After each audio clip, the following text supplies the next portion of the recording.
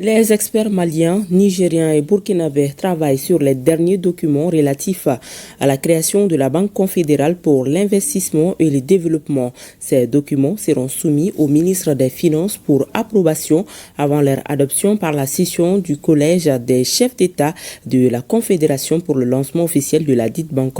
Nous avons approché les experts en chef des 3 pays pour plus de précisions. Suivons leurs réactions avec Alucine Touri.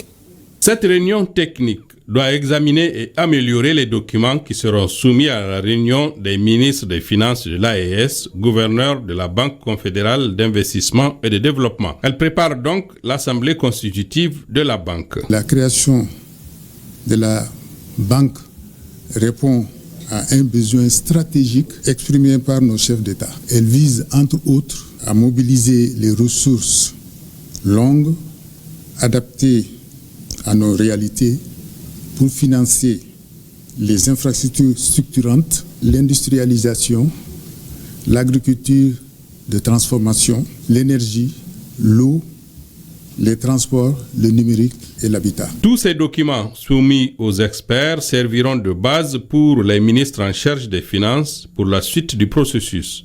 La BCID diffère des autres banques par son accompagnement dans la conception et le suivi des infrastructures collectives. Cette réunion technique des experts est une réunion préparatoire à la réunion des ministres qui annonce effectivement la création d'une institution souveraine, une institution de solidarité, une institution qui devrait permettre de répondre aux ambitions collectives des États de l'AES, notamment la Banque confédérale pour l'investissement et le développement de l'AES.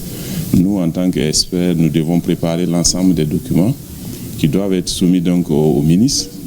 Et bien sûr, les ministres, en tant que gouverneurs, vont consacrer bien sûr l'acte constitutif de cette Banque confédérale et ce qui devrait être transmis au niveau de la conférence des chefs d'État pour acter définitivement son lancement, pour impulser le développement à travers le financement d'un certain nombre de projets structurants pour nos 3 pays. Ces échanges autour des documents sont très attendus par toutes les parties prenantes. Il est donc impérieux qu'ils soient de qualité pour répondre aux préoccupations des populations de l'AES. Cet instrument de financement des projets structurants ne peut être opérationnel tant que, au niveau technique, nous n'avions pas fini d'exécuter les instructions que nous avions reçues pour faire de cette banque une particularité, c'est-à-dire une banque capable de financer nos projets de manière flexible et de manière totalement souveraine. Les documents améliorés et adoptés par les experts seront soumis aux 3 ministres des Finances qui, à leur tour,